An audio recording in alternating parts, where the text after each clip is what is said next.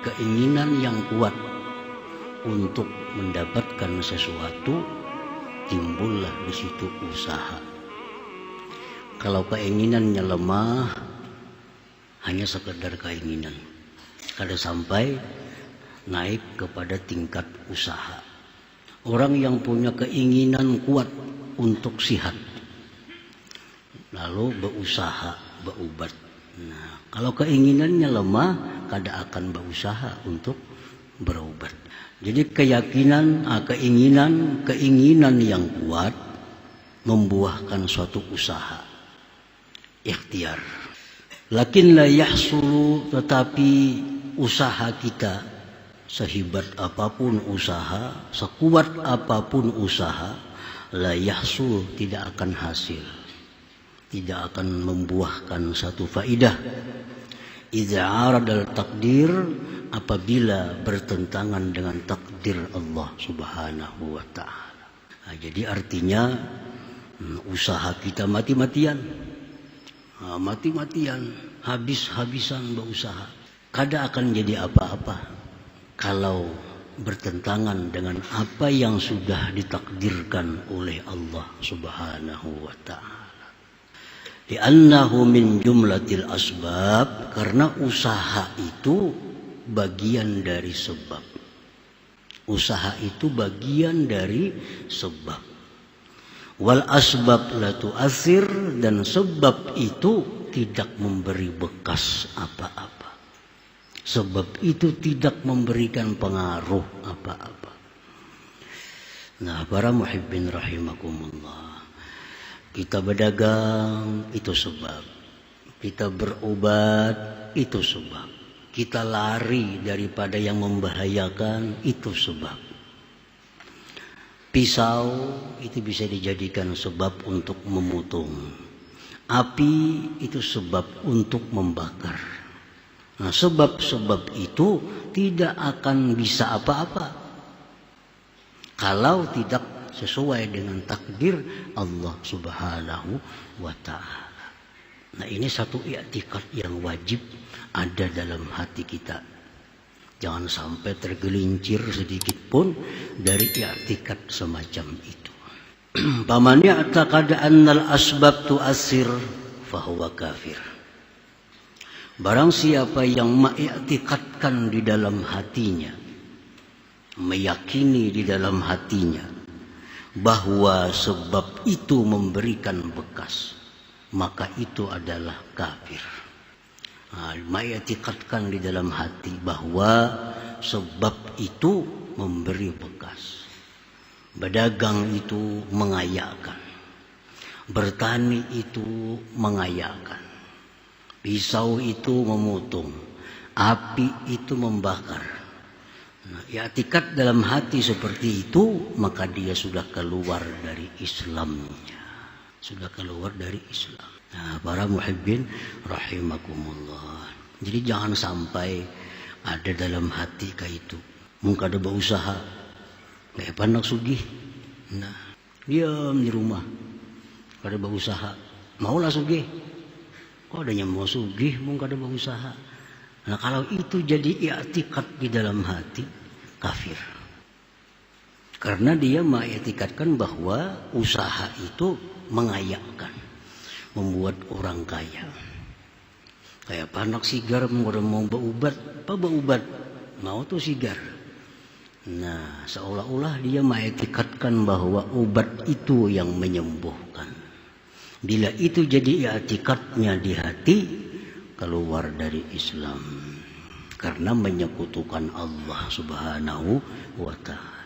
Nah, ini ucapan-ucapan itu jangan dianggap remeh, jangan dianggap penting, seolah-olah sebab itu segala-galanya. Padahal sebab kada punya apa-apa kalau kada didukung oleh takdir Allah Subhanahu wa ta'ala. Siapa yang mengiktikadkan bahwa sebab itu memberikan bekas, itu kafirun kafir. Jelas kasih bersahadat saja lagi itu. Yang lambat-lambat langsung asyhadu an la ilaha illallah wa asyhadu anna Muhammadar Rasulullah. Karena tadi sudah keluar dari Islam. Nah, kalau sudah takah hati demikian. Wa man i'taqada anna al-asbab tu'assiru biquwwatin ja'alaha Allah fiha fahuwa fasiqun. Siapa yang mengiktikadkan, meyakini di dalam hati bahwa sebab itu memberikan bekas dengan sebab kekuatan yang Allah jadikan pada sebab itu, maka itu orang adalah fasik. Nah, tak inting sedikit. Tak inting. Pisau itu bisa memotong karena Allah jadikan di pisau itu kekuatan. Nah, dengan kekuatan itu pisau jadi memotong. Api itu membakar dengan kekuatan yang Allah letakkan pada api sehingga api bisa membakar. Nah, itu fasik i'tikad seperti itu. Fasik. Nah, jangan diitikadkan juga itu. Yang ketiga, wa man i'taqada anna al-asbab la tu'assir wal mu'assir huwa Allah wahdah.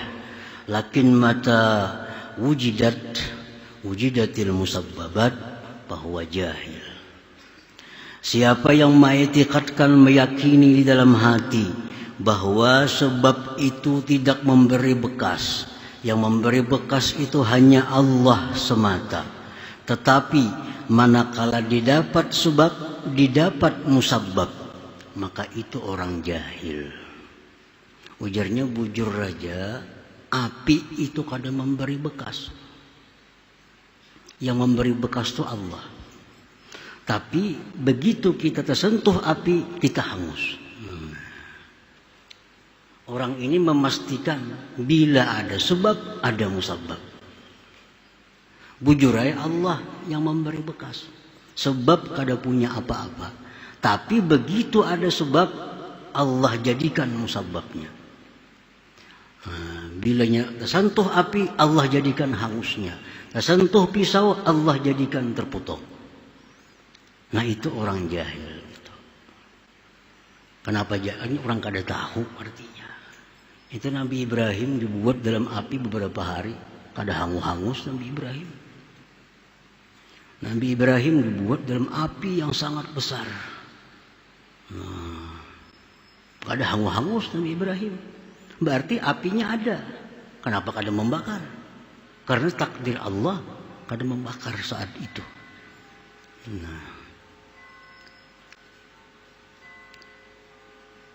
Nabi Ismail alaihissalam disembelih oleh Nabi Ibrahim sesuai perintah Allah dalam mimpi. Begitu disembelih Nabi Ibrahim, pisaunya tumpul. Mestinya putus sudah leher Ismail. Begitu disentuhkan pisau, kada mempan. Ternyata Allah gantikan dengan seekor kibas. Nah, berarti sebabnya ada. Kenapa kada putus? Nah, itu menunjukkan bahwa sebab itu kada memberi bekas. Nah, kada memberi bekas. Man i'taqada anna al-asbab la tu'azzir wal mu'assir huwa Allah wahdah. Wujudus sabab la yulazimu wujudal musabbab fahuwa muwahhid mu'min. Barang siapa yang meyakini di dalam hati bahwa sebab tidak memberi bekas, yang memberi bekas hanya Allah semata, adanya sebab tidak mesti adanya musabbab, maka itulah orang yang bertauhid, yang beriman. Nah, ini yang kita etikatkan, ini yang kita yakin dalam hati sampai mati. Sebab itu kadang memberi bekas. Yang memberi bekas hanya Allah semata. Adanya sebab belum tentu ada musabbab, belum tentu. Ada api belum tentu membakar. Ada obat belum tentu menyembuhkan. Nah, itulah orang yang muwahhid, yang bertauhid, yang bujur-bujur mengesahkan Allah Subhanahu wa ta'ala. Jadi dari 4 macam i'tikad itu hanya satu yang selamat. Satu yang selamat. Jadi apapun yang kita lihat, apapun yang kita dengar, apapun yang kita rasa, kita meyakini dengan sepenuhnya bahwa yang memberi bekas itu hanya Allah Subhanahu wa ta'ala. Sebab tidak memberi bekas. Dan adanya sebab belum tentu adanya musabbab. Nah, para muhibbin rahimakumullah.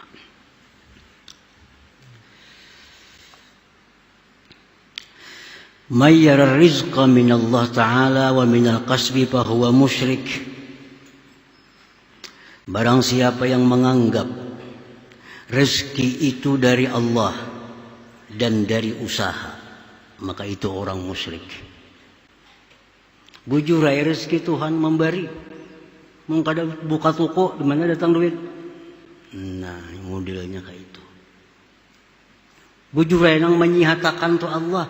Mau kada berobat, kada bakal sigar. Jadi seolah-olah yang memberi bekas tu dua, Allah dan sebab. Nah, itu musyrik kita. Musyrik itu menyekutukan Allah.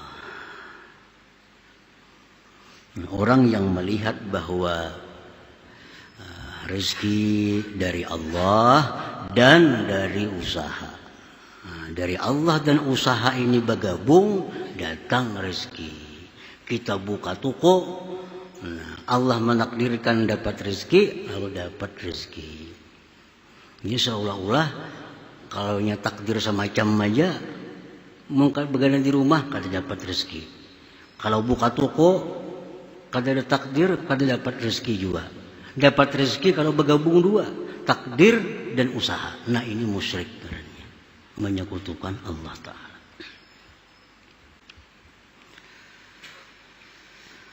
May yara rizqa min Allah Ta'ala wa la yadri ayutihi amla bahwa syakkun munafik. Orang yang mengetikadkan bahwa rezeki itu dari Allah, bujur, aku yakin 100% rezeki dari Allah. Cuma aku kada tahu diberinya kada.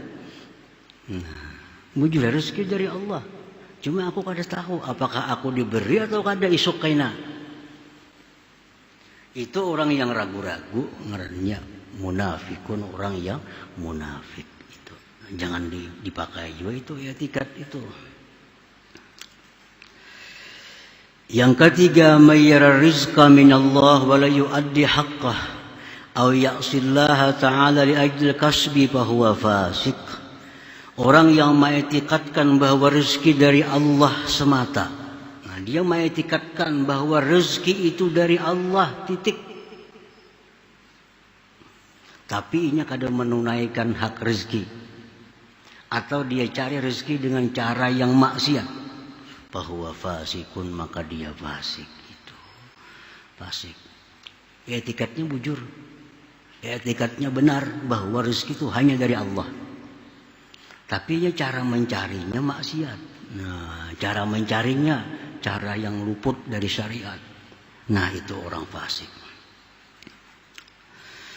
Yang keempat, may yara rizqa min Allah wahdahu wa akhraja haqqah wa la ya'sillah li ajli kasbi bahwa mu'minun mukhlis. Orang yang mengetikadkan rezeki dari Allah semata, dia keluarkan haknya rezeki, dia tidak maksiat kepada Allah mencari rezeki itu, maka itulah orang mukmin yang mukhlis. Nah, jadi rezeki dari Allah, bukan dari yang lain. Dia keluarkan hak-hak rezeki seperti zakat misalnya, dia keluarkan dan mencari rezeki dengan cara yang benar. Nah, inilah mukmin mukhlis namanya. Nah, para muhibbin rahimakumullah, qala Rasulullah sallallahu alaihi wasallam mukhbiran 'anil iman.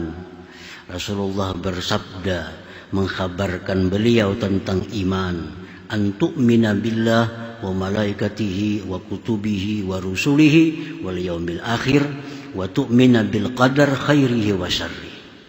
Ujar Nabi, iman itu beriman dengan Allah, malaikat, kitab-kitab, rasul-rasul, hari kiamat, dan engkau beriman dengan takdir khairihi baik wa syarrihi dan jahat. Orang beriman takdir Allah baik itu. Orang kada beriman, takdir Allah. Jahat. Orang taat, takdir Allah. Orang maksiat, takdir Allah juga. Nah, kita wajib itu percaya. Itu wajib diiktikadkan di dalam hati seperti itu. Wa huwa mustamilun ala arba'ah, itu sabda Nabi tadi mencakup 4 hal. Yajibu alaika an tu'mina anna wuqu'al asya tabaqan li'ilmi al-azali biha. Wajib engkau beriman bahwa terjadinya sesuatu di alam semesta ini sesuai bagi ilmu Allah. Sesuai bagi ilmu Allah. Apapun yang ada di alam semesta ini sesuai dengan apa yang diketahui oleh Allah. Mustahil ada sesuatu yang terjadi tidak diketahui oleh Allah Subhanahu wa ta'ala. Sekecil apapun. Sehelai rambut yang gugur dari kepala kita, sepengetahuan Allah.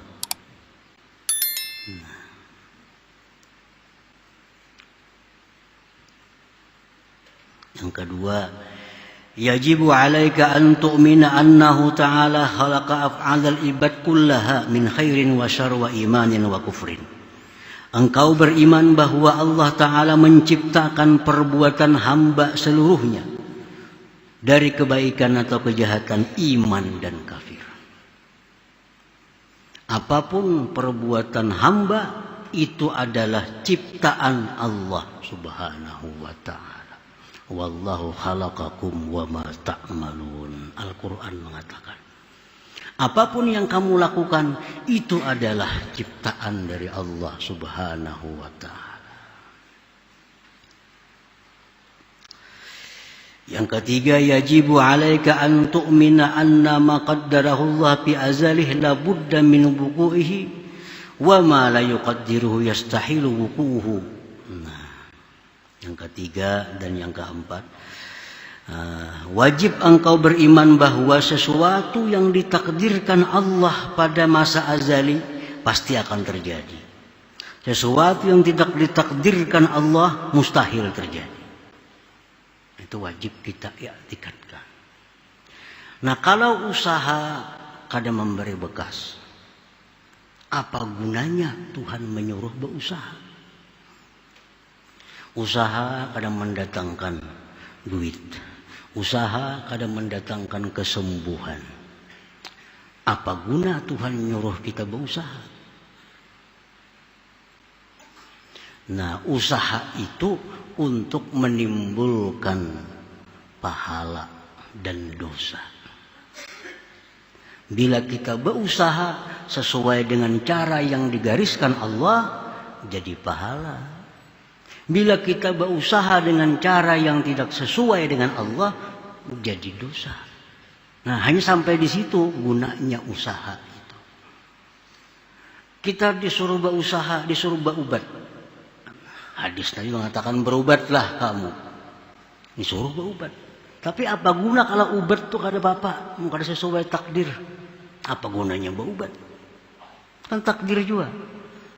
Nah, berubat itu disuruh untuk mendatangkan gerakan tubuh kita supaya dapat pahala. Kalau berubat itu sesuai dengan apa yang digariskan Allah.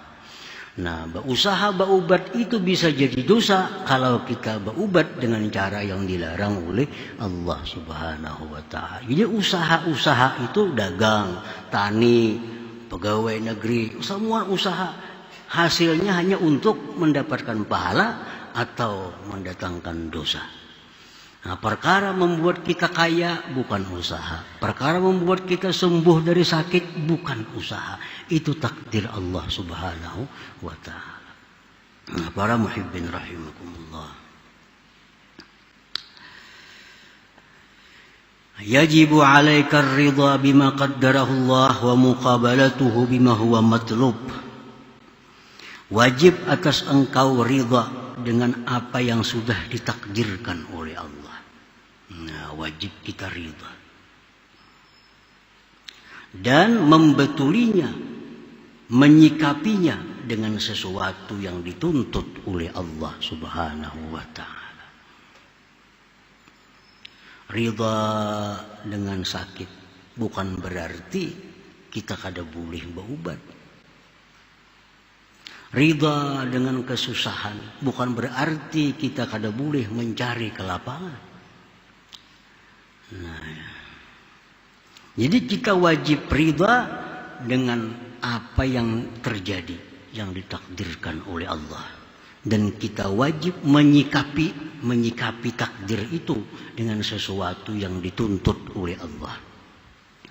Contohnya, kita ditakdirkan Allah dapat nikmat. Nah, dapat nikmat. Ya. Berapapun kita dapat nikmat, kita wajib ridha. Nah, karena itu sudah ketentuan Allah. Nah, nikmat yang diberikan Allah itu kita wajib ridha dan wajib kita menyikapinya dengan syukur kepada Allah Subhanahu wa ta'ala. Nah, syukur ini sikap kita terhadap takdir itu. Nah, ditakdirkan Allah kita dapat duit, kita ridha. Berapapun dapatnya, ridha. Dan kita wajib mensyukuri itu nikmat tadi. Hari ini mestinya berharap-harap dapat 1 juta. Sekalinya dapat 100.000. Wajib ridha. Ya kalau ridha ada apa-apa juga, bertambah kah? Dosanya maka ada.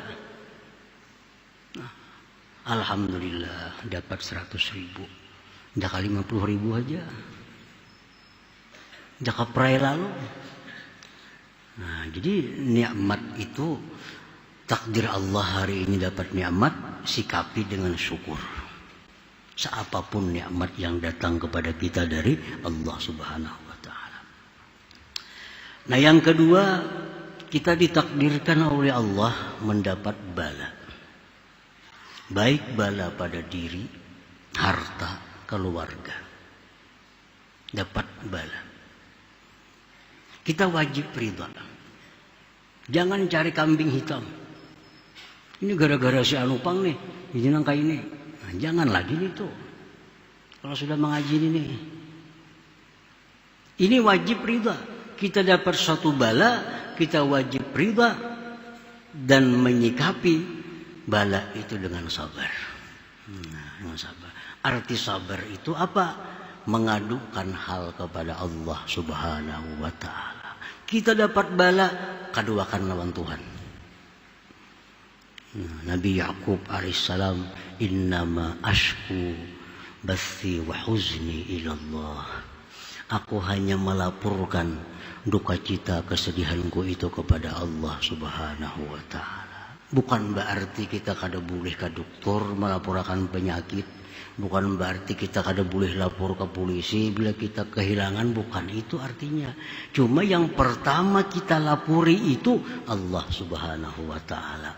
Sesudah kita lapor kepada Allah, kita tunggu petunjuk Allah. Kemana selanjutnya?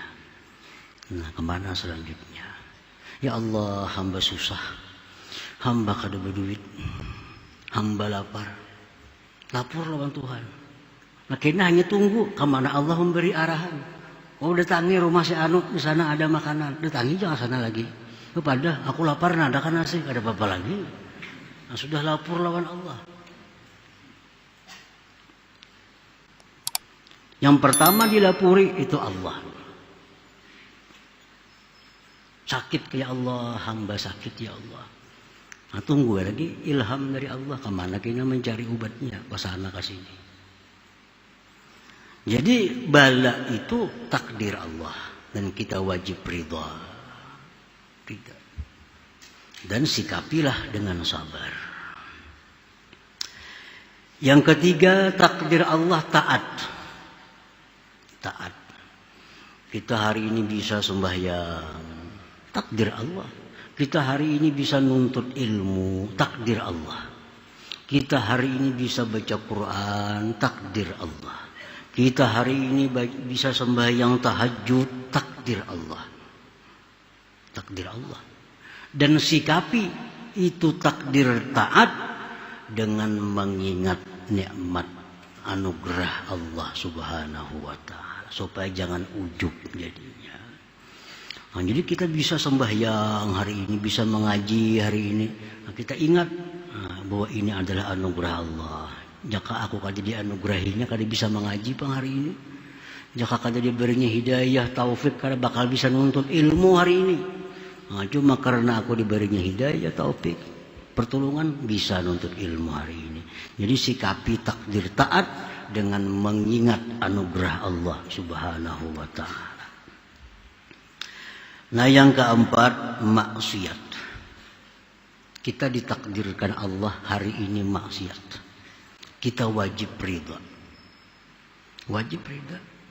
Jangan protes. Kenapa aku harus maksiat? Sadang sudah menjaga diri. Sadang sudah beapik tatap maksiat. Jangan protes. Kita hari ini ditakdirkan Allah berbuat maksiat, pasti akan terjadi. Imam Junaid Baghdadi dalam kitab Iqazul Himam ditanya oleh muridnya, ayaznil arif billah. Apakah bisa berzina orang yang sudah titelnya al-arif billah itu? Orangnya sudah arif billah, alahan pada wali lagi, bisalah berzina. Ujar Junaid Baghdadi, wa kana amrullah qadaran maqdura. Takdir Allah pasti akan terjadi. Walaupun itu orang wali, orang arif billah, kalau takdirnya ini berzina akan terjadi. Nah, jadi kalau kita ditakdirkan oleh Allah maksiat, kita ridha. Sikapi takdir itu, takdir maksiat ini birruju wa taubah ilallah faura, dengan kembali dan tobat segera kepada Allah Subhanahu wa taala. Kita hari ini maksiat, sudah ridha. Ditakdirkan hari ini maksiat, kita kada berdaya upaya. Sudah sadangannya maliung sudah. Tatap tagawijo maksiat ini. Kita ridha dengan Allah yang menakdirkan itu. Segeralah kita tobat kepada Allah, kembali kepada Allah Subhanahu wa taala. Nah, itu 4 hal takdir dan 4 hal yang kita dituntut untuk menyikapi takdir Allah Subhanahu wa taala tadi. Para muhibbin rahimakumullah. Samaratul iman bil qadar, buahnya iman dengan takdir, 1 al-itminan, tenang. Nah, kalau sudah percaya dengan segala-galanya bahwa itu takdir Allah, akan timbul itminan, ketenangan hati. Nah, apalagi kita takdir Tuhan dah. Nah, kayak apa lagi? Sudah coba usaha ke ini, ke itu, ke ini, tatap aja. Nah, sudah takdir Allah. Nah, akan tenang hati kita, tenang. Yang kedua, buahnya iman itu adalah at-tawakkul. Nah, karena takdir Allah ini, lalu kita berserah kepada Allah. Kita berusaha, kita sukses dengan usaha kita. Ini adalah takdir Allah, bukan karena usaha ini. Kita berusaha lalu gagal, jangan salahkan usahanya. Itu takdir Allah Subhanahu wa taala. Nah, yang ketiga buah iman kepada takdir itu adalah ada mutaubih li khalqillah, tidak akan mencela kepada makhluk Allah. Kada akan mencela. Kenapa? Karena itu takdir Allah Subhanahu wa ta'ala. Nah, para muhibbin rahimakumullah, ini bagian kedua, ini hati daripada hikam, merupakan sesuatu yang terjadi pada diri kita setiap hari. Jangan sampai kita salah dalam i'tikad. Salah dalam i'tikad itu lebih berbahaya daripada salah anggota tubuh yang lainnya. Kalau salah pandang, paling haram. Kalau salah dengar, paling haram. Kalau salah i'tikad, kita kafir. Nah, kita keluar dari Islam. Jadi i'tikad ini bujur-bujur, jangan sedikit pun tergelincir daripada yang sudah digariskan oleh Allah Subhanahu wa ta'ala.